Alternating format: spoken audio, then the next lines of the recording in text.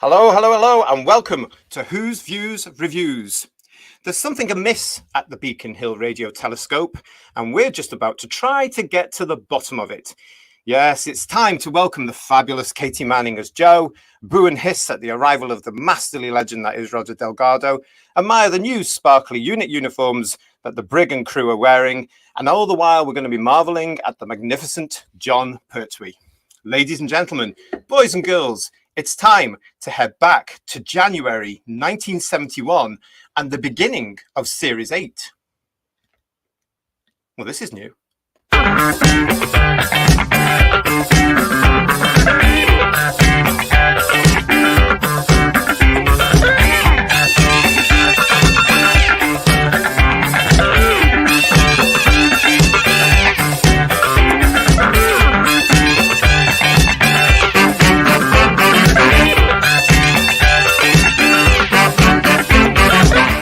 Yes, here we are with the Whotastic Panel, and it is Terror of the Autons in this episode.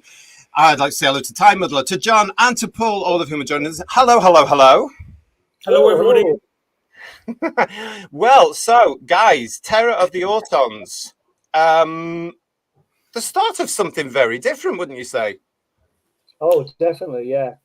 It's a big difference from Season 7. I love Season 7, but Season 8 is the start of the Pertwee era for me, definitely.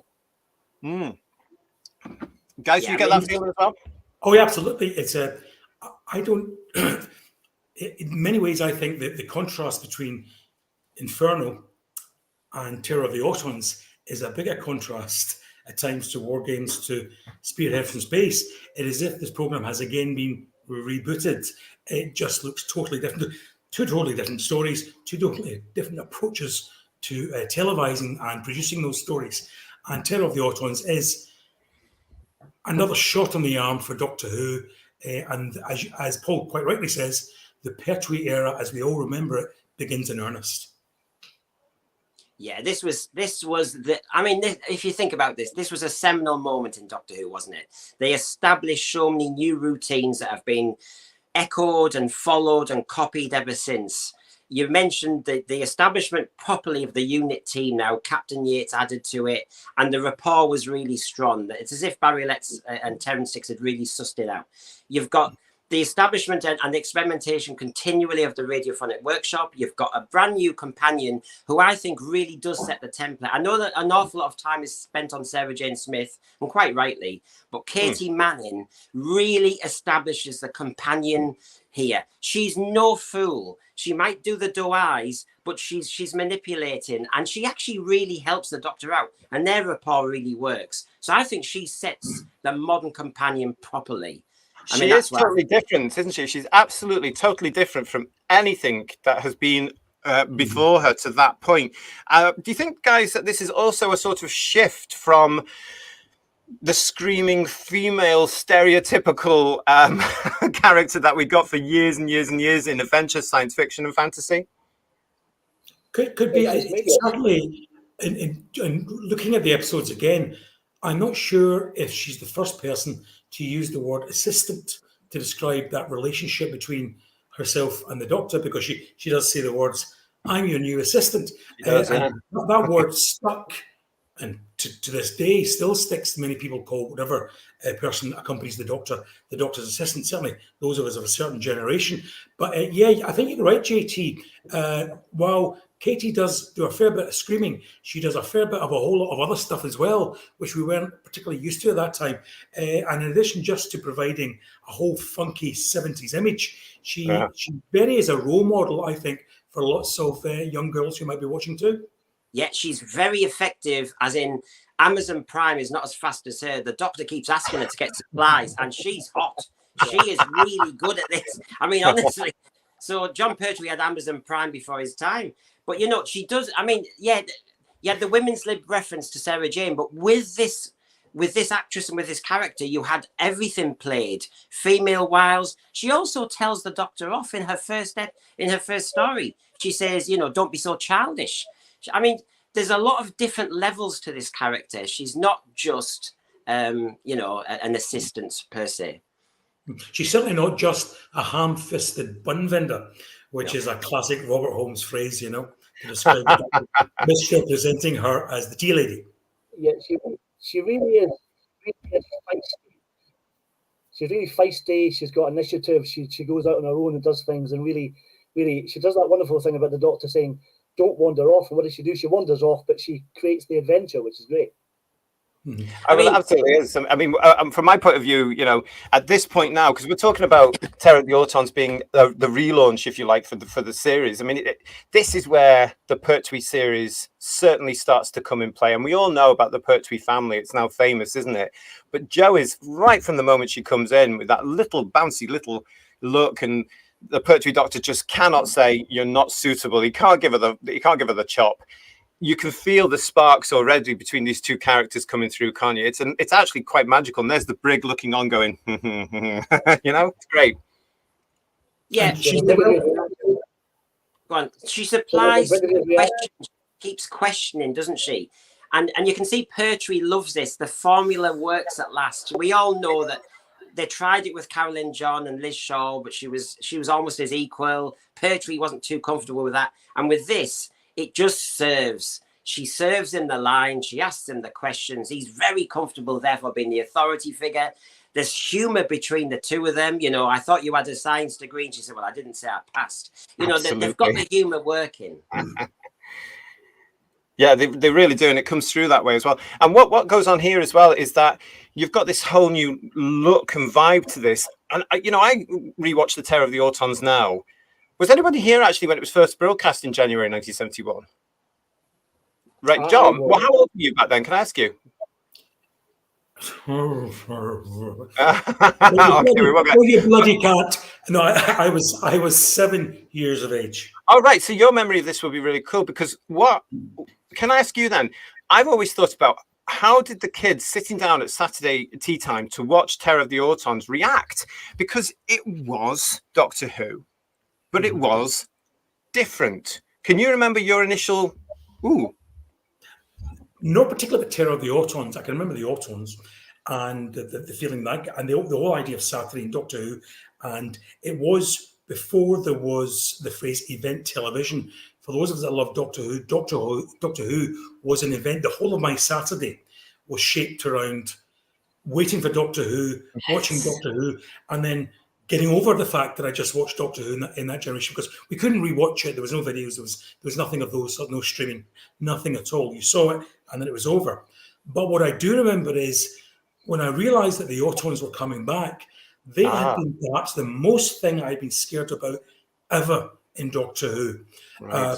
The Autons throughout the 70s and my growing up period remained with me as the most terrifying Doctor Who creature, because they were, if you like, the most mundane of things, the most obvious of things. Back in those days, high streets had proper tailor shops and shop window dummies. They just weren't in town and city centre windows. They were throughout every major or local high street. And I remember my dad had a tailor called Tom Martin here in Glasgow. And walking past Tom Martin, I always remember gripping more tightly to his hand or my mother's hand after Spearhead in Space and latterly Terror of the Autons, because there was this feeling that they had brought Doctor Who very firmly down to earth and made it less and well scary, and it was. So yeah, I absolutely remember the feeling, but wonderful place. Yeah, because children like being scared, don't they, Brendan? Well, yeah, and we may come to that, because we said this set the template for so many things. This started the complaints big time, didn't it? In the House of Lords, etc., and the Daily Telegraph. But I mean, my introduction, I was around, but I think I was about 3. So my introduction was that. Yes. The point was, I came to this later on when it was first shown. It was the book first. It was this magazine second, when I was starting to be introduced to the publicity shots and the colour and everything. And so I came to that later on. And of course, so then when I did see it on video, it had to meet that imagination expectation. And it did deliver. I mean, the introduction of the Master, the Time Lords as an English gent type thing and all that stuff. But, you know, even in the book, I mean, they really set it to high. You know, he was like a bat, the Master. He was stealth-like, a bit, you know, the granddad from Milk Tray. I don't think he was the man from Milk Tray. He's more like the granddad from Milk Tray, the way he looked to me. But you know, I don't know. They really established it in the book, and he delivered when we saw Roger Delgado in person. Well, yeah, I mean, that's another one about this show being one of the first, isn't it? Because, of course, we did get the legendary Roger Delgado coming into the show as the Master. Oh, and by goodness, he just nails it immediately, doesn't he? He knows this character. He knows what he's going to do with it, and he performs it, and it's a solid villainous performance. And of course, we've got to remember that this is his first series in an entire series where he's going to be in the stories pestering the Doctor because the Doctor strands him on Earth, as what have you. But you don't really seem to mind, do you? Because this guy, he's just a proper villain. And the wonderful thing about it is that Delgado gets that and he just plays it. And he's not over the top. He's not overt. He's not camp in any sort of way. He's actually someone you can actually believe is going to be capable of killing you. Yeah, he's not playing it as a Batman villain. He's playing it really suave, calculated, cool. He's superb in this, really is. Interestingly, if you notice that he counteracts the Pertwee's Doctor, who is very much a man of his era, and he talks about being a part of the club with old Tubby Rowlands. Mr. Brown knows. I'm sure that's a play on word. Well, it definitely is. Yeah. Works for However, Delgado, even using what became later known as the tissue compression eliminator, holds it like a cigar. So he's treating this very much as he's our urbane gentleman. These are gentleman villains who have a distinct respect for each other and are very much of the time in which they're playing this. It's fantastic. Although the Master has been used, although Ainley happens to be my favourite Master, as I've mentioned before, and the Master's changed and uses various different characters, you can't take it away from Delgado that he very much gives the performance that makes this character and has given this character its longevity. You know, I don't think without Delgado, the Master would have been in anywhere near as successful or long-lasting as he ultimately has turned out to be. I tend to agree with that. I don't know about you guys. I mean, as much as I love Anthony Ainley as the Master as well, I mean, it shows that whole thing about regeneration, because the Ainley incarnation is totally different to this very suave, sophisticated. I mean, the Master played by Delgado is very much a high-powered, very elegant 1960s style criminal, isn't he? From the East End of London. Let's face it, he's got all that going for him. Don't you think? Oh yeah, totally. Yeah. The production team planned, didn't they, that Pertwee would establish more authority figure and the Master would be more charming. And Roger Delgado really plays that well, the charm and, you know, the wiles. The other thing, I think this story sets another template. If you go through all this, it kind of sets a forerunner to Logopolis in many ways, which is as you know, because they're Moriarty and Sherlock Holmes, it's the classic Reichenbach Falls, isn't it? It's that moment. And we've got the radio telescope again. We've got a kind of foreshadowing of what comes at the end of Tom Baker's era. It's set up. It's so good to have the Master on a radio telescope with the Doctor. It's that classic fight. And it had to be replicated again at the end of Baker. Interestingly, I would also say that although this was 1971 and technology wasn't what it is later on in the 80s and into the current show, I think that the use of the tissue compression eliminator, or I think it was called matter condenser then, is the best it's ever been used. They really put some thought into that. And it's the idea that the body of Googe in that box is the real actor's body, and they're taking the time and trouble, even down to cutting out a shadow to make it look right for the actor to sit on. Okay. Tissue compression elimination victims have never looked better since that first one. It's fantastic. I'd be inclined to agree with that, because the doll thing later on didn't really... I mean, you know, it was shocking. I mean, you have to remember, any viewers that are out there, viewers that are looking, some of us didn't see Terror of the Autons until it came out recolorized, and that's the other big thing about this thing. Back for the what was it, the 30th anniversary? It's so long ago now. To sit down and watch this recolored, because I remember seeing at various Doctor Who conventions back in the day, grabs of episodes or something in very crackly black and white. Do you remember, like very poor VHS and all that sort of stuff? And it didn't really come across. The shrinking didn't really come across properly in some of the tapes I saw. So when you get to something like Logopolis and you've got those dolls, I mean, that was a bit of a shock for me to think, oh my God, yes, you can shrink them, but they didn't look quite right, did they? Do you know what I mean? So I totally agree with you, Jon. I mean, what you've got there, why they didn't keep doing that through the art of CSO? I know CSO has always been a little bit dodgy, but you know that if it hadn't been for Doctor Who and its CSO, this is where, you know, the technology wouldn't be where it is today. Absolutely. But Barry Letts loves CSO, and he's really experimented with it really well. Like Jon said, the gooch in the box is fantastic. But one thing that made me laugh so much in this, and every time I watch it, it always does, is the CSO Mrs. Farrell's kitchen is fabulous, don't you think? Yeah. Why were her cabinets so far away? They were miles away from that little cottage. Because in the Terence Dix book, it's a little cottage, isn't it, really, where he's obviously retired to. That kitchen looked miles away. I was like, oh, that poor woman. That poor woman. I think we had those units. Was no farmhouse kitchen, I tell you. I wanted to ask you a question regarding the Master. This is his introduction. We're bigging up Roger Delgado. Yeah. As I was going through all the research, the magazine had done the 200 golden moments. Yes. Their golden moment for Terror of the Autons, and I was wondering what everybody thought, was actually him being introduced by telephone at the end of, was it episode 3, as the cliffhanger, which is, hello, Doctor, is that you? I mean, what a kind of clever anticlimax not to have the big meeting earlier on. Yeah. Yeah, but that was the whole point of Doctor Who as well, wasn't it? Because it was that anticipation. And again, you know, you guys might be able to say, but I would reckon as a kid, you're waiting for that because, of course, as you mentioned earlier, the Doctor has had a warning. The Time Lord has come down from Gallifrey. And bearing in mind that this is the first time we've seen the Time Lord since the War Games, I love Pertwee's reaction to this because he's summing up the Doctor's relationship with his own people. He's just very disinterested, very dismissive, doesn't want to know, get straight to the point as the Doctor would about what are you wearing. It's just slightly hypocritical of him, but yeah, it's wonderful. And he's been introduced to the fact that, so as a child, as a kid, as somebody who's coming in, obviously there must have been a build-up. There must have been a when are they going to meet? When are they going to meet? And wow, it's not immediate. I actually really like that, you know. I also don't remember knowing that the Master was going to become a recurring villain. So he's on the cover of the Radio Times, so obviously he's another Time Lord coming back. We didn't realise that he was going to be in every story that season for certain, but we didn't also know that he was going to be a recurring villain to the extent that he was. So in many ways, you're waiting for him to be thwarted and perhaps even killed by the end of this. I mean, it doesn't happen. It gets to how the story ends with the Doctor with a twinkle in his eye.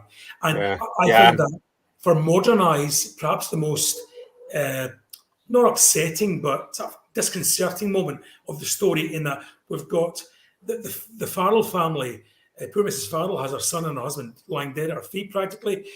Half the country's been suffocated, and the Doctor's looking forward to a rematch.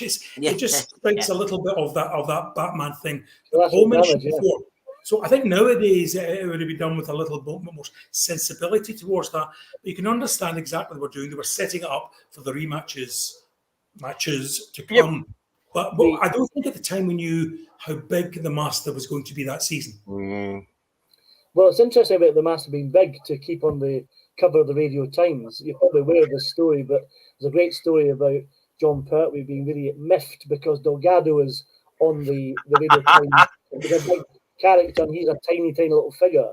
And I think it was Terence Dix that told the story that when they did the Radio Times for the 3 Doctors, that he ended up making sure that Jon Pertwee was centre stage so that he wasn't offended by the cover, which is brilliant. Do you know, are we surprised by any of this from Mr. Showman at all? I don't think we are. I don't think we are at all. But do you know what you're saying there, Jon, about the story there about the Doctor moving on? I don't get that personally myself. Yes, of course, it would be all, oh, woe is me and all emotional nonsense these days.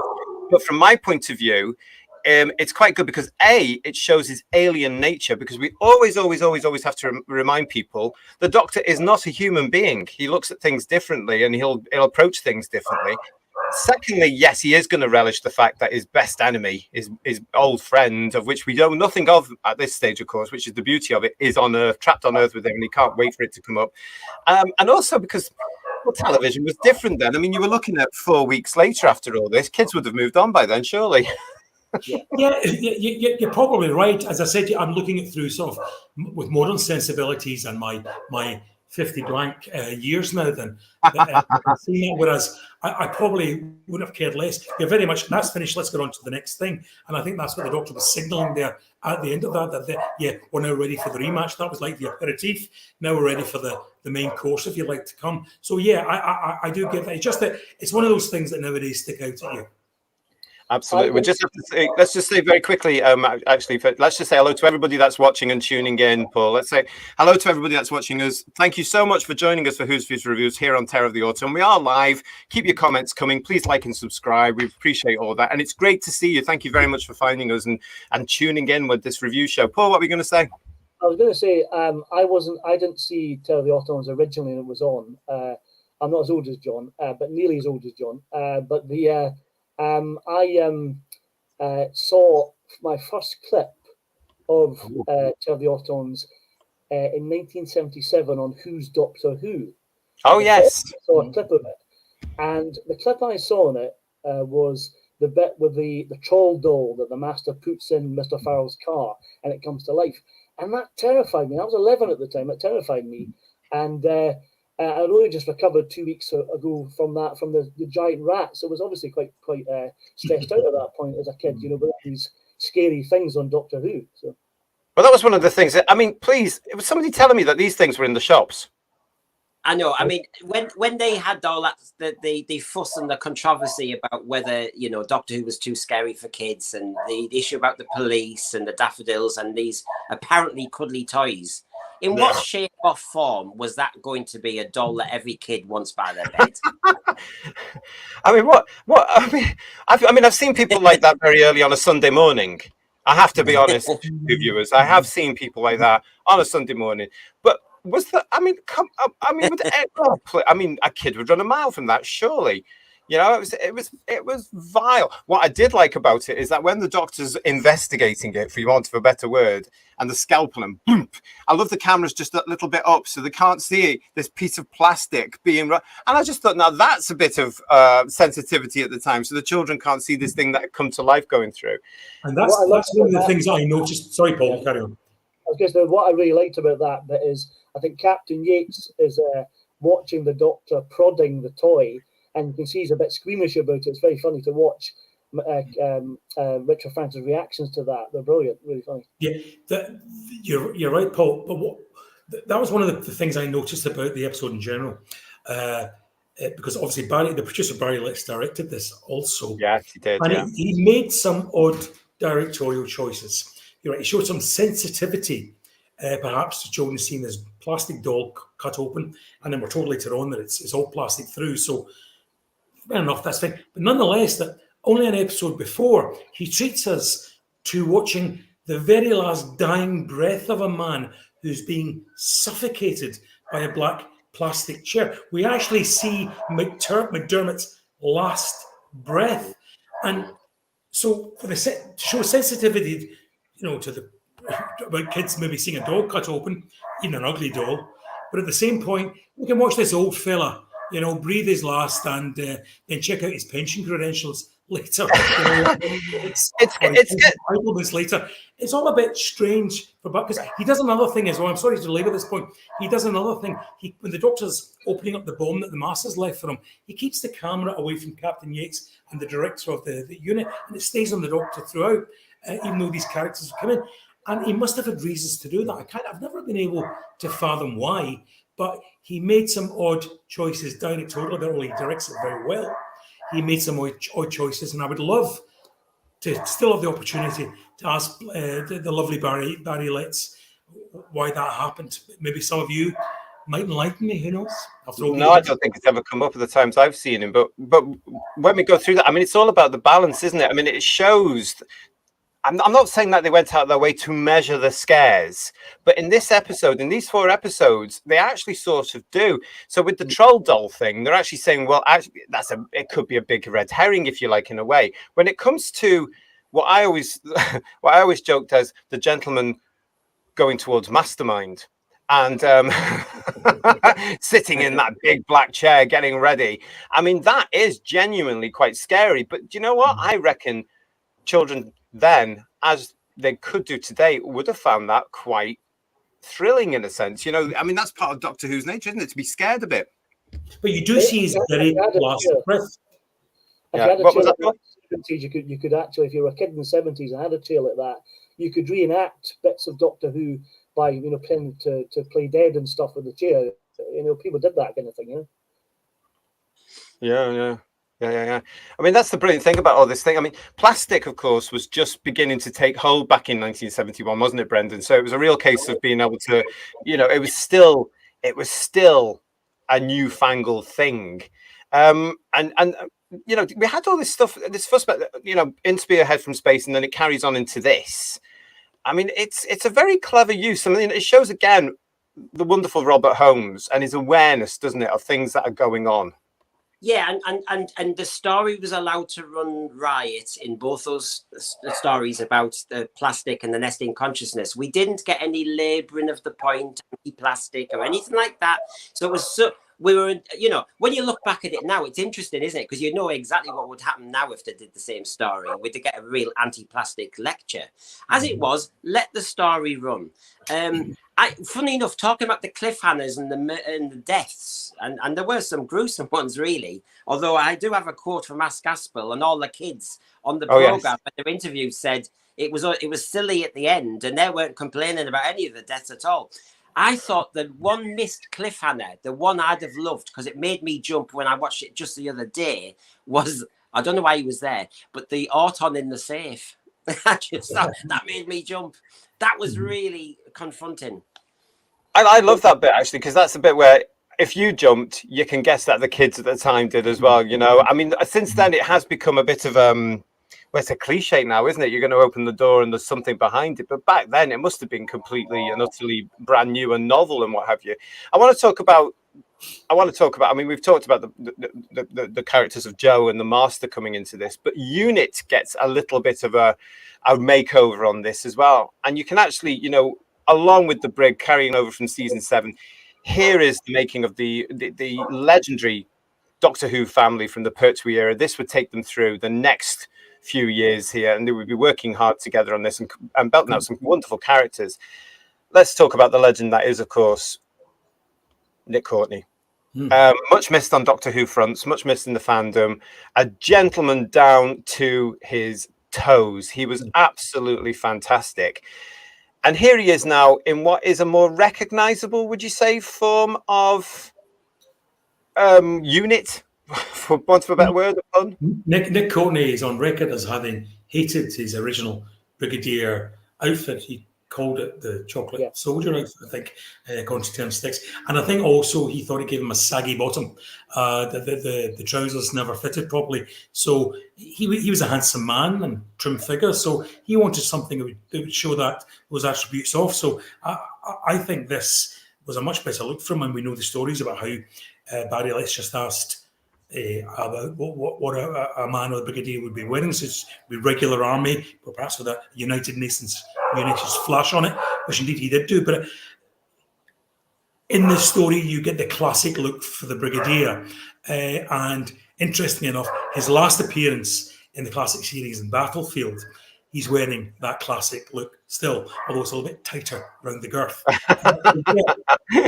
He very much becomes, it may not necessarily be the brigadier that he should have been, but he very much becomes in the story the beginnings of the more comic foil brigadier that he did become during the Pertwee years, which was a bit of a shame. I would prefer him to have had that show. There's an awful line in this which I didn't like. The brigadier should be absolutely sensible enough to have searched the plastics factories, but the Doctor has to tell him to do it. You know, the brigadier at the top of his game in this, after a whole season of threats to Earth, would have known to have done that. And I just think it helps bring the character down a little shade. And they should have allowed Courtney to have delivered that line, in my opinion. I mean, this story, as we said, sets up so many things, and Unit had been in it a while, obviously, but this was the one where the rapport really started to be established. Yeah. You see, there were one or two mishits, as you say, John, but I thought overall, you had all the put downs by Pertwee of the Brigadier. You know, the Brigadier's an idiot. You know, military intelligence, a contradiction in terms. You had all these put downs all the way. You know, you had the classic race against time, you had the Unit. countdown. You've got 1.5 hours to sort all this out. Otherwise, you're stuffed and we'll have RAF strike command. You had that set up and you had that needle all the way. And Jo had to point out, didn't she, to the doctor that they've saved your skin because he was so busy, abusing them and mocking them. When he stood by the TARDIS and, the brigadier was going through his spiel and reporting everything. And, it's like, well, what's this got to do with me next? And it was really mocking, but it was really setting it up so that you had Courtney and Pertwee really playing off each other well. There's a lovely moment that shows the building of the rapport when Brownrose comes to discuss all the deaths, and he gives them a really hard time. And then he defends the brigadier, and you can see the real warmth between the two of them, which is fabulous. And you really see that building up in that part of the story. It's lovely. Well, this is the whole point of this. Sorry, John, go on. I was going to say that brings it back to my point, because the Doctor would not have such admiration and respect for a fool. So the Brigadier really should have had his moment and to say, of course, I've searched the plastics factories, I've got somebody onto it now, whatever. And they're another way of scripting that, because the Doctor, while not agreeing with the Brigadier's methods, would have had that friendship with him because he respected his viewpoint, how he approached things from the military mind, and he would never have had that enduring friendship had he not had that respect. So, yeah, you're quite right, Paul. He does show to a third party, this man, don't run this man down. He knows what he's about. I mean, that's the beautiful thing about this as well, isn't it? Because it's that friendship that lasts, well, in the Doctor's lifetime for centuries, because, he keeps coming back. And he keeps meeting various incarnations, and the relationship is almost always the same, because as far as the Brigadier, here he is again, he's just wearing a different face. I love that, and Nick always played that all the way through. Obviously, while he was doing this, Terror of the Autons, way back in 1970 for 71 broadcast, he wouldn't have known about this sort of stuff. But it comes down, let's just talk a bit about Barry and Terence, because they were onto something here big time, and we know that because it worked. We know they weren't very happy with what they'd been left by the previous production team, which was, the Doctor's going to be exiled to Earth and he's going to be stuck on Earth, because, of course, believe it or not, it did take more creation, it took more money, what have you. But they made it work through this. And I think one of the wonderful things they did is by looking at this thing, looking at the show, and then bringing all these characters to make the now legendary unit family.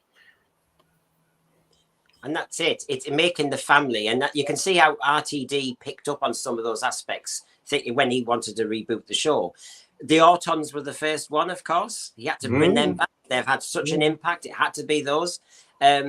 You had the family. Yes, I think Unit, you see, as a kid, although Terror of the Autons, I can't remember, but the later period of Pertwee, Unit was a nice, safe base for me as a kid, because I could trust the regulars, and there were enough for you to kind of, if one's in peril, you can follow the others, and you like the banter as well. There was a safety there. It was a classic domestic almost, really. And so it was nicely set up, Brigadier versus Pertwee, bit of a put down here and there. I mean, in this episode, they're still scripted enough for the Brigadier to put both the Doctor and Yates in their place when he said, no, we're doing it this way. And he did have those points. But no, I think you're right about the family thing. This kind of... And what's clever about Barry Letts and Terence Dicks is they're talked all the time. When you read all the interviews, they're talked, they're planned, they're reflected. They were self-critical, and they were big enough and confident enough to go, do you know what? That's not quite working. We don't have to cancel that character. We don't have to get rid. We just have to tweak. And they're built on the Unit big time. They really made Unit a much better operation. They tweaked the idea of the companion. That really worked. And they tweaked Pertwee's character as the Doctor as well. Yes. Yeah. I think you're absolutely right there, because you can see the change from the season 7 version of the Pertwee Doctor to what John is more happy with. And I think, again, that goes back to the casting of Katy Manning. Remember, John always used to say at conventions and in interviews, the cloak around the fledgling companion, the protective version of the Doctor, that starts to come out here, doesn't it, everybody? It starts to really see. You see it from the moment that Jo starts. I mean, come on. When it comes to Jo, she starts really well, but within a minute she's been hypnotized. She's gone through her first trauma. Now this is going to set a pattern that lasts 10 years, and it's brilliant though. But there he is, there suddenly going, right, okay, this is one of the master's traits. He's got this one, and he has to teach her as he goes through that. And I think it's wonderful. We've also got here. We have to mention. You mentioned him there, Time Muddler, but we've got to mention Yates. Yeah. This was supposed to be the man of the moment, wasn't it? This was supposed to be the love interest for Joe, if Barry and Terence were led to believe. And it didn't quite go that way, but it was nice to have him there, wasn't it? Oh, definitely. It's good to have a face for the soldiers, because in season 7 you had all the different captains every story. So having a real regular one like Richard Franklin was great, and then building on Sergeant Benton as well really helped develop that family that you mentioned earlier. Yeah, absolutely. It's very obvious that season 8 is very much Doctor Who, as Barry Letts and Terence Dix saw it, that they were very much running somebody else's show, albeit in their way, through season 7. But this was their vision for the Doctor, and we can slowly see as we progress. We at least get one off-world story in this season, and that builds throughout.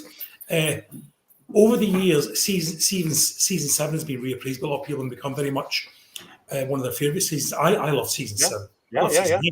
But I absolutely love season 7. So if you like, you go from sort of sub-Quatermass in season 7 to very much almost, I hesitate to use this word, but it's almost comic strip Doctor Who.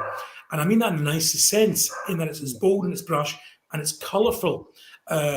Whereas season 7 was full of drab industrial landscapes, if you like, and whereas the show again stretches itself even within the Earthbound format in season 8, and season Terror of the Autons is very much a product of those early 70s, early colours, colour television times.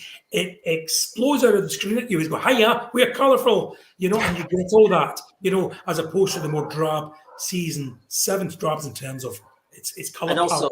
And also length of story. I mean, this was nearly going to be a 6-parter, wasn't it? Terror of the Autons.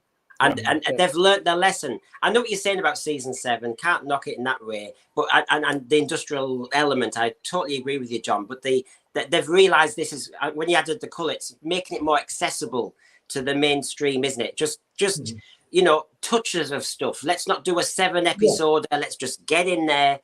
Touches, bang, season bang, 7 was more copycat of a lot that was going on at the time in television. Yeah. Season 8 is very much Doctor Who, being Doctor Who, but doing its own thing, if you like. It's not that ersatz, be it Department S or the Champions or whatever the thing of the moment was. I did Adam Adamant, and all this sort of stuff that and Jason King.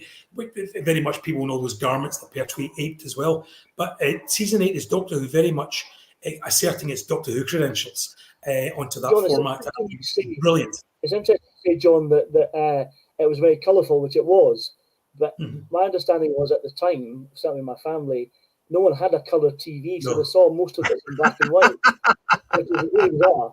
And the first time I saw Terror of the Autons properly was an old ropey black and white copy before it was colourised. And like you're saying, GT, but being really grainy.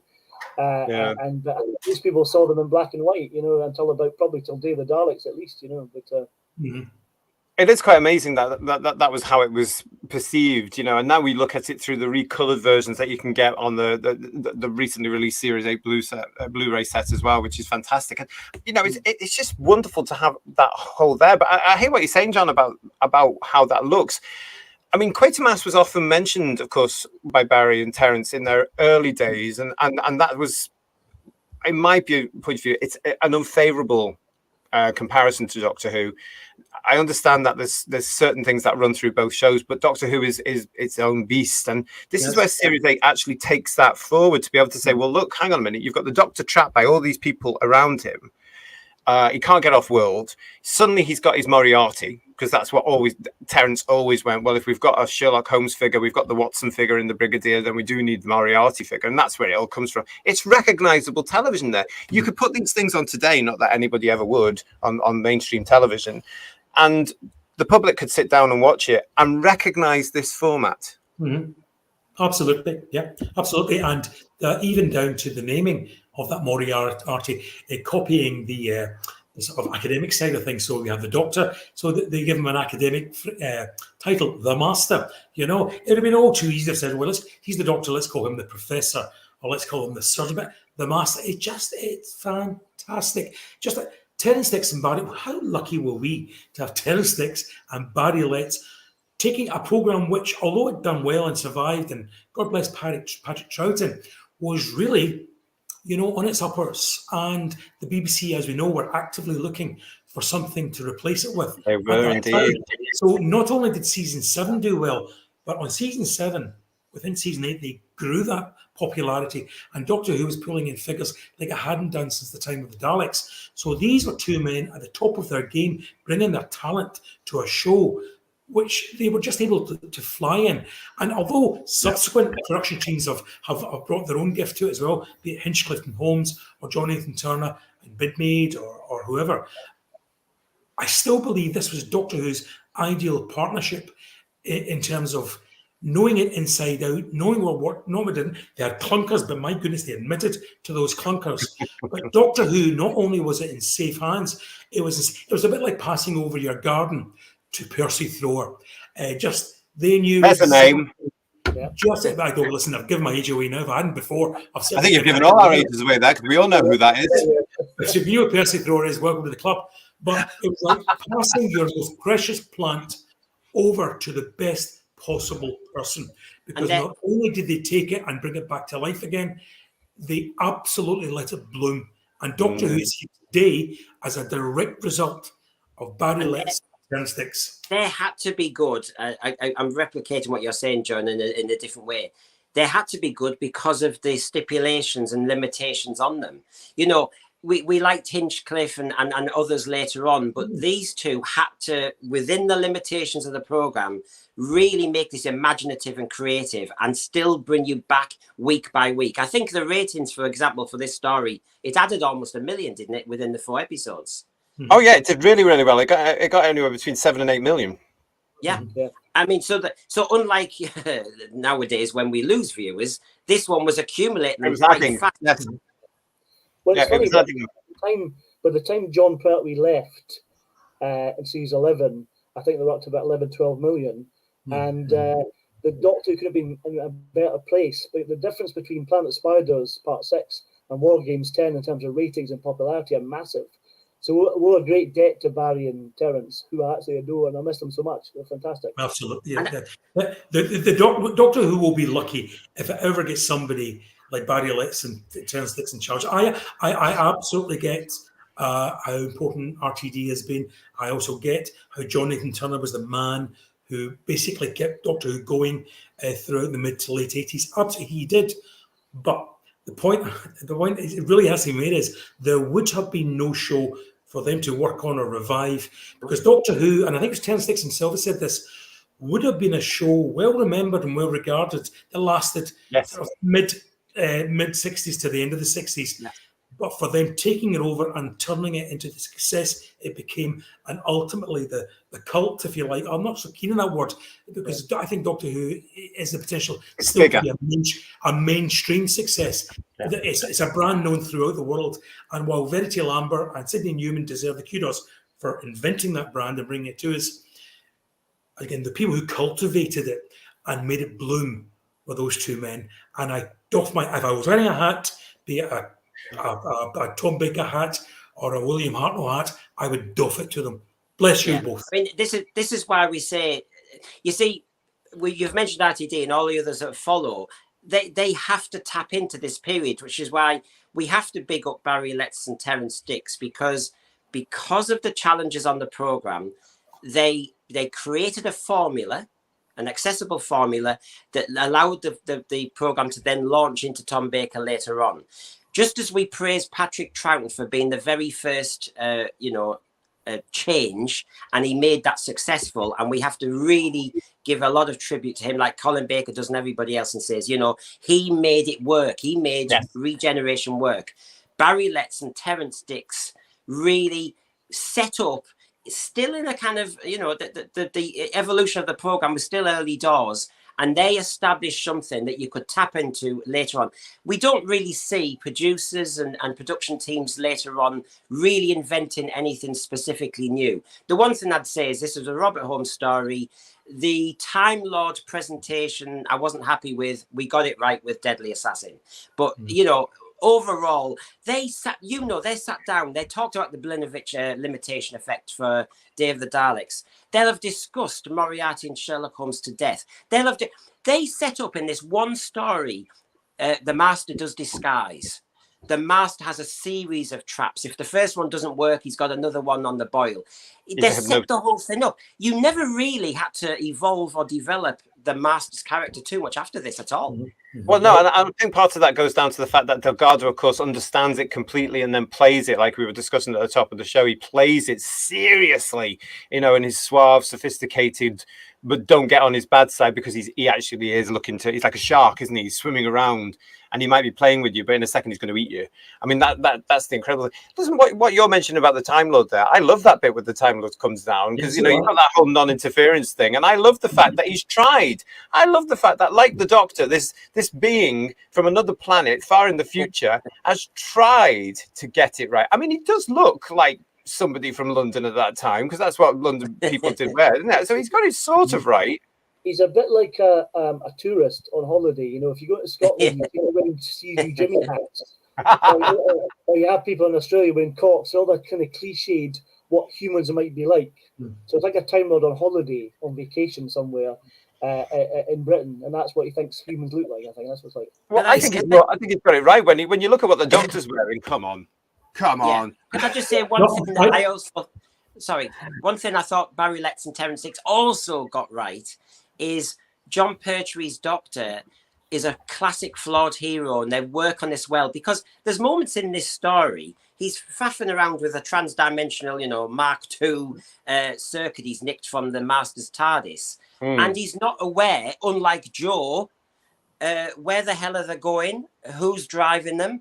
He was like a self-absorbed little kid trying to escape, selfish, you know, that had the flawed hero there, and it was Joe who had to pull him up. You know, where the hell are we going?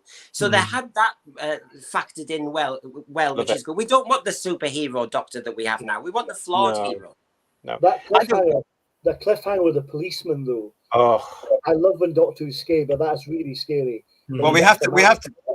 Well, we do have to talk about that, because one of you mentioned it very early. So that is, of course, the infamous scene that was brought up in the Houses of Parliament very shortly after, with the BBC bombarded by officials saying, "Do not make policemen scary." I mean, that was so clever. The publicity they must have got from that was incredible, because here was a tried and trusted British institution, a policeman whose face falls off, and it's an Auton. Now that must have scared the kids. Yeah, did absolutely. Certainly scared this kid. It's no surprise that part of the story is written by Robert Holmes. I think Robert Holmes, being a former policeman himself, well as journalist, just knew how to terrify kids. And it came as no. I think he just sat down at times, right? How do I scare the little so-and-sos this week? I think it was. Well, he did, didn't he? Built into his DNA, Bob Holmes, just to make Doctor Who as scary as possible. And obviously Barry Letts and Terence Hicks got their fingers burnt by that. But you say, albeit in a good way, because of all publicity in terms of that is good publicity, and the audience grew as the story progressed. So while they might all have to bleat about, we'll try and be careful. I think Barry Letts also had complaints about children not wanting to take their dogs to bed as a result of the troll doll thing. But who would understand that? As you said, JT, you might have woken up on a Sunday morning in bed looking at something that looked like that after a night on the razzle. A few times. I can't imagine any child wanting to take that to bed with them. That's what always gets me. He went through the motions and said, okay, we've had our fingers burnt, and at the same time concocting the next scare. I don't think any child, even in the 1970s, would have wanted one of those ugly trolley type things. You know, now that we're talking about it, they must have meant that because it was plastic, the little baby dolls with the blonde curly hair, those whiskly silly things they used to have back in the turn of the decade back then, they must have meant those. Maybe the little boys and little girls had action figures and stuff. And I suppose they couldn't copy one like Bertie Bassett later on, otherwise they'd have been absolutely sued to high heaven. But on the police front, which and the controversy about that, Attack of the Cybermen copied it later, didn't they? It had a complaint again when Lytton, etc. did it. Times have moved on by that point, though, because what Terror the Autons did, Time Muddler, is, of course, you mentioned it. This was the real setting the template. Yes, we'd had scary moments in the previous 7 years, and we have to remember this. Doctor Who was still only 8 years old, and it's still able to, in its infancy, it's still able to be able to say, well, look, we've done all this, and we can build on this, and we can, we can move all this on. But what's gone on here, of course, is it's building and building and building. It's starting what we now know is the legacy. Would you agree? Yeah, definitely. Yeah. You've got, if you look in this story, we have, a doctor whose dress sense influences everything. A lot of what comes after. We're introduced to the assistant, who later returns, the master, the Time Lords, making an appearance on Earth, guiding the Doctor in their own plans. During this era, Gallifrey is mentioned for the first time as well. The sonic screwdriver comes to the fore at this time too. That dematerialization circuit, which recently reappeared in Peter Capaldi's era Doctor Who, and the Missy Master was playing around with it as well. So a lot of the iconography of Doctor Who, I know you're not particularly frizzled, but I'm saying is a lot of the iconography of Doctor Who was created during the story and in the story, and it's lasted. That doesn't happen by accident, because this is quality created by quality people, and when you've got a good template, you don't break it. Well, it's likewise, you mentioned earlier on, we talked about the Master's TCE, and Roger Delgado uses it once in this story, and it's never seen again till Deadly Assassin, and then it's used again all the time with Anthony Ainley, and then the new series brought it back as well. So it shows how much there's been a huge iconic influence on some of the things until the Autons. I mean, that's sometimes the way with Doctor Who as well, isn't it? Because it's the impression it has on the young minds, where you think that his what we now know as the tissue compression eliminator, you think that Delgado's master was actually shrinking people left, right, and center. He wasn't at all. And when you watch his entire his stories in entirety, you see that there's other clever ways he tends to remove people from his way. That's the health warning to Doctor Who writing, isn't it? We said about setting the template, setting the formula, etc. The trouble is, and we've seen it with Weeping Angels, we've seen it with Cybermen and everything, when you overuse an idea, and the tissue compression eliminator, brilliant idea, used sparingly here. Other writers later on use it lazily. Sonic screwdriver, great idea, overused later on. Totally. The Autons, I was waiting, having read the book first, like I say, and I think I must have seen a clip of the shock dummies from Spearhead. And what I was waiting for was that iconic moment when the hand drops. And I had to wait till part 3. So, those moments make us wait, leave us hanging, make us wait longer. And don't overuse the tissue compression eliminator. Don't have the master in disguise every 5 minutes. And it's lazy writing. They got it right. Unfortunately, sometimes following it, Autons come out of it quite well because they've not been overused since. But a lot of the things to do with the master have been overused and spoiled. Yeah. It's an interesting point, and I think you're right. When you're mentioning the hand falling down, and we saw it in the graphic there, we'll bring that back up right now. Now, I have to say, for years and years and years, for me, they were Autons. I didn't realize, because I'd never seen the episodes, because, at this point, I'm one. I am 1 year old. So Doctor Who wasn't registering to me at this point. It's a few years until I really started to take it all in.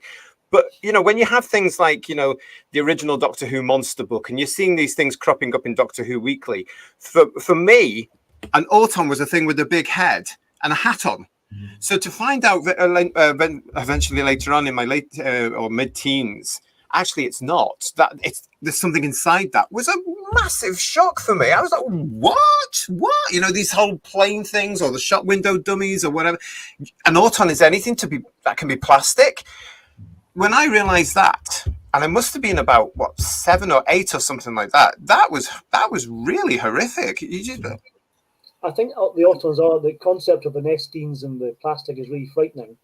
I think actually the original Autons were the scariest for me, because that the melted plastic face was so much more scary than the carnival doll head things for me. But they're both very scary, but I prefer the originals, I must admit.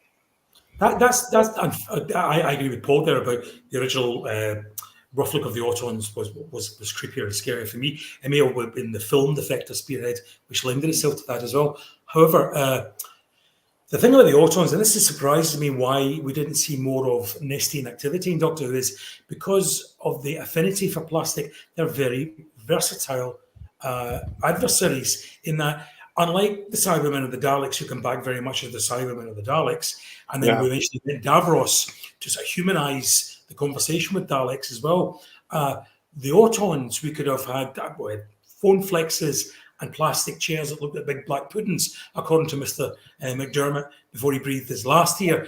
We could have had all sorts of plastic things going on here, up to and including credit cards and boob implants, perhaps. You know, who knows where the Autons could have attacked us next? Well, that was a joke in Rose, wasn't it? That episode there where the character of Rose she actually says something like that. But I mean, again, it's that legacy. The fact that I don't think the Autons have ever been used better, because here we are in a time when plastic is just hitting. I mean, Who viewers, you've got to realise, in Britain at this time, everything was, you had milk in milk bottles delivered by a milkman, and it was in a bottle. Yeah, your lemonade was in a bottle, because I had to go on a Friday night to take them back to get the 2p or wherever it was. You had all that coming through. Plastic was very, very new. It was really taking off. We didn't have plastic bags. We had the bags that they're trying to bring back in now, because, your mum had a shopping bag and you went with those every week. It was a different world back then. So to take something like the rise of plastic and how it was becoming more powerful, and to say, well, there's an alien species that live on it and can mold it any way they want to. Wow. These are the legacies. I mean, the use of the daffodils is really scary and very clever. Because that, the weakness of a human face, all that kind of stuff with the spray jet going to your face. It's a fantastic idea, a really simple idea, but genius, I think, on Robert Holmes's part. It was those were where I thought the controversy could have been a bit worse if you were with the parental influence, because that on Joe's face, that plastic, and it took a while to get off, and some good acting as well. That looked really scary and horrific as an adult watching that. I just thought this is the classic legacy of Doctor Who. We say the legacy and consequences. You've got everybody's now scared after watching this of Tupperware parties. Because of policemen probably arresting you like that and being horror shows, we now have them dancing the Macarena and having rainbow panda cars. So there's some bad consequences of this story as well. But we'll leave that there. Just in terms of the spray from the daffodil, the original title of the story was The Spray of Death, before it was Terror of the Autons. But I'm not going to say what this is, but when you go back and look at this again, prior to the spray hitting Joe's face, there's a blooper which I failed to spot until someone told me about it. And once I'd seen it, you can't unsee it. So that's why I'm not going to tell you about it. I won't tell you because it may remain unseen for you, and therefore it's not spoiling it. But if you're into these things, and any Whose viewers watching this want to go and look, it's just at the scene where Jo moves round to the other side of the bench, the lab bench, before she's sprayed on. Something happens, which is nowadays Dennis Norden would have had his hands on and shoulders on, But in those days, because he couldn't go back and re-record because it was too costly, it was left in. But having said that, until someone pointed out to me, I had never spotted it in all those years. Yeah. So you want to spoil yourself. I won't spoil it either, but I spotted it last time I watched it when the Blu-ray box set came out. Yes. So it's the hand of Sutek moment, if you know what. Oh yes. Yes. But that's again, it's what I mean. It's one of those things that makes British television what it is, isn't it? Because we all know now that they didn't have time to go back and refilm anything, so they were filming almost live, weren't they? Let's face it, for all the reasons that we now know there. Nowadays we call it an Easter egg. It's a new Easter egg there. It's a wee Easter egg. This whole thing. This is leading us up, of course, and it's a joyous time for Doctor Who from season 8 right up. I mean, we've got years of this coming thing now. Classic British television story, good acting, good directing. They're learning their craft when it comes to brand new special effects which are being created there and then. And I've always said in Doctor Who, you can see the process of television. It's going to be less theatre and more television, and you can see the technology being used in Doctor Who continually as they experiment with absolutely everything. But I love this. We are so lucky as Doctor Who fans because we've got a whole catalogue of British television history within Doctor Who, within those whole 26 original years. It's just amazing when you look at them. Yeah. It's something that we need to be proud of. Because Barry Letts and Terrance Dicks wouldn't let themselves be limited. I mean, the CSO looks obviously better in black and white. And so I don't allow that to ruin it now when I watch it now. The CSO you can't, can you? Kept the imagination going, meant that it looked more expensive because they were able in their story writing to have many more scenes. I mean, remember, they were getting challenged budget-wise as well because they had so much outside broadcast. That, you know, because it's on Earth, they're having to do an awful lot of stuff. It can't be just set bound half the time. So they really are pushed. And so I when I see the CSO in a kind of factory and you see the three Autons there in their work gear, I'm into that. Maybe not the kitchen of Mrs. Farrell. Yeah, I mean, these are little things that, of course, nowadays, as we have seen on the aforementioned recently released Series 8 Blu-ray box set, the digital effects have been updated, and Terror of the Autons, with its new effects, looks stunning. It looks beautiful, doesn't it? I mean, they've done a lovely job on that, and you can see it. But I still, every time, like when I was going back to watch it for this show, what am I going to go back to? I'm going back to the original. Yes, I have to. I just love the originals. There's something so quintessentially magic, British, for the reasons I laid out before. I like to see it the way they wanted it to be or had to do it, you know. And oh man, the Blu-ray was cleaned up beautifully, don't you think? The picture quality is amazing. Hats off to the people who do the Blu-rays. Oh yeah, and they do it with respect, don't you think, guys? They do these things with respect, and I love the fact that it's always going to be alternative version for you rather than a replacement. You can never replace these original classic British gems. We are so lucky as Doctor Who fans. No other television program has ever had this sort of treatment bestowed upon it. We are so very, very lucky. And if any of the Blu-ray restoration team straight on this, thank you so much for all that you do to make our program just as good and as remembered as it should be.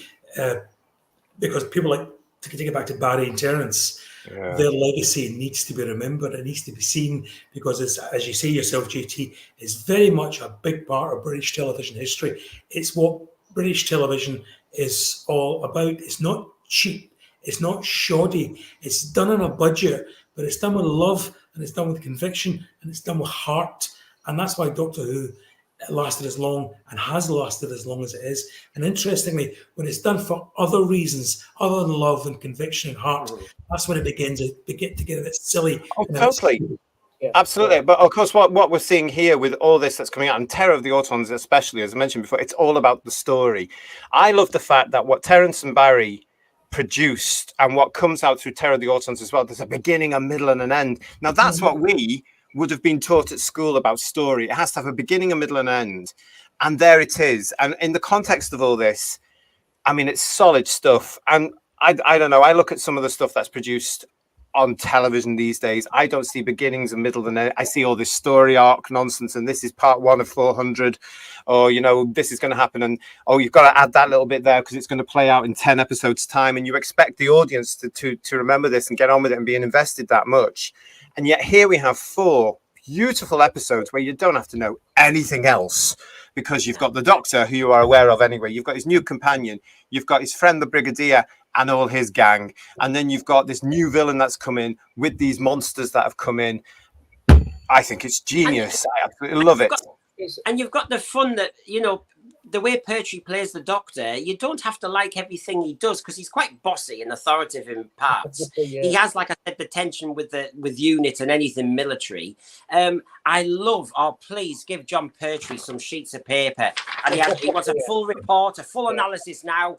Let me see that report. He flicks them. Oh, Jon Pertwee loves some sheets of paper, doesn't he? And then to throw away And he reads them in seconds. I mean, you know, in some ways, as a kid, you loved that because he was like the granddad authority figure. But when you watch it now, you're thinking he was a strappy little devil as well. He's really grumpy in this story, really grumpy and arrogant, even more so than normal. So it's fantastic, very funny to watch. Which is really good because you don't, like I said, you don't want them to be all amazing and, you know, they've got to be liked by every member of society. That they are the Doctor and they're alien. Yeah. I mean, the brilliant thing about that is every time I watch it, and I remember watching it for the first time, I got the impression that it was another day in the Doctor's life in his exile, and he wasn't happy and he was getting quite fed up with it already. And it was us that was coming into his life rather than the other way around. It was the viewers. We've been away from his adventures with the Brigadier. You know, he's in a different setting. Which always suggested to me that unit moved because they were top secret, even though eventually they had a great big sign saying, "Hi, we're top secret, come in." You know, but it was a case of like, that made perfect sense to me. And I just get the feeling that he's being dragged around by the brig to these various things when all he wants to do is go and mess around in time and space, and he can't because he's been a naughty boy. I mean, it's just, and no wonder he's a bit grumpy by this point. You know, I think he gets the right to be. Pertwee characterizes that splendidly. He really does. He although it's never said on screen, he acts that as being this. I'm forced into this. I'm here against my will. I'm putting up with you all. But nonetheless, the Doctor has to be the Doctor, you know, and he's to protect his beloved Earth. I might not get the chance to say this in any future reviews we might do, so I want to say now that my only regret about this unit family time is that the brig didn't get to go on at least one travel. I'm not talking about the three Doctors where Unit HQ was whisked away. I would just have loved for the brig to have gone in the TARDIS and had an adventure with the Doctor too. Well, you know what? I'm sure he did. Yeah. Well, I'm sure he did, John. We just didn't see it. Extended media stuff myself, so I know out there there is stuff where the Brigadier probably did. But in terms of the canon, if you like, of the TV show, he didn't, because we certainly didn't do it up to the three Doctors, because the interior of the TARDIS comes as a surprise to him. That's very true, actually. And then again, you've made me think there. Would the Brigadier necessarily want to get into that box knowing where it could possibly take him? Yeah. I mean, he is very British. And he's not stupid, this man, is he? He's not even saying, no, you're all right, mate. You're all right, no chance. I would love to have seen a brig on Peladon or somewhere like that. Just can you imagine that? He'd have been furious at the expense that the Doctor had wasted on that budget for that TARDIS to get it fixed. He'd gone off the rocker. Can I just do one personal shout out? Because again, this story set another formula, another template, which was the radiophonic music, the little kind of musical icon for the Master. Yes, You know, they were hitting all the right buttons throughout this story. You're absolutely right. And again, decades before this whole thing came in with Star Wars and what have you, of themes, because there we have the Master's theme very early on from this season onwards, you know, and you still got those little that little thrill there, don't you, with that little gorgeous thing when he suddenly appears, when Delgado appears throughout this series, and you just go, oh, it's him again. Oh my goodness, you know, you love it. It really helps. It's his entrance. It's really just like the Doctor's got his own little theme. They were the two main character things there, ahead of their time in television. Again, I'm sure. Did you? Even Bessie had her theme, her little. But again, it just shows you how well thought and well produced it all was, and how it all came together. And really, how the children of the 70s they must have been having a ball at 5:35 to 5:25, whenever it was on a Saturday. I'm sure you were. I mean, this is all great stuff, and it's great. It's just wonderful that we're here now to look at all this, and we've got the original version, we've got the new digital enhanced version to look at, and we can appreciate both, and of course a lot of the players that are in these, there's only a few of them are left now as well. It's wonderful to see all these people and to visit them anytime we want. It's just sheer magic, isn't it? Absolutely. Absolutely. Immortal. Yeah. I would want to. I didn't get to say this. With Jon Pertwee's character, one of my favourite bits is his tantrum when he uses the Master's circuit to test the TARDIS and has an absolute tantrum that doesn't work. That's one of my favourite bits. It's so well played. having a childish tantrum. You know, it shows you how risky that Pertwee doctor is, isn't he? He's nicked another component from another vehicle, and he's going to try it in his own, just like I'm sure loads of teenage lads around the country were doing in their Fords. You know, it's and of course, good old Pertwee managed to get in, change the polarity of the radio telescope. He got the polarity in again. I'm playing my Doctor Who bingo every time we do this, and kick off. There we went again. Well, listen, guys, we're coming to the end of this show, all about the robots of death. Just final thoughts. Or even you're traveling in time. Oh, sorry, yes, I'm traveling in time. If you haven't seen our robots of death, well, go and have a look at it. It's brilliant. But with Terror of the Autons here, final thoughts on Terror of the Autons. We'll start with you, Time with Brendan. What? Give us a final thought on this. Oh, look, you've now got an equal to the Doctor, which hadn't been invented before this story, and it has carried ever since. And although we love Joe Grant, Unit, and everything we've said, we've picked them all up, but at last, this program became more mature. It developed because the Doctor had an equal. And that, I think, set the bar for moving on afterwards. Yeah. Paul?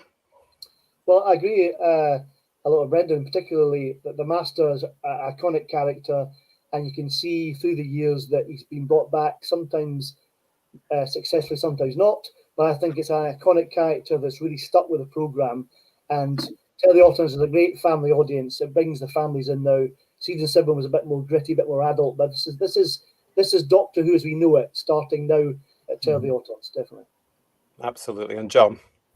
Well, just all of that. I mean, as we've said in the chat so far, this is where Doctor Who becomes the immortal program that it is. You know, it's Barry Letts, Turnsticks, taking the format, giving it a good shakedown, put elements into it which have subsequently become iconic in terms of characters, in terms of stories, in terms of scares, and they laid the foundations and built upon it to make sure that this program would go on, and it will, forever.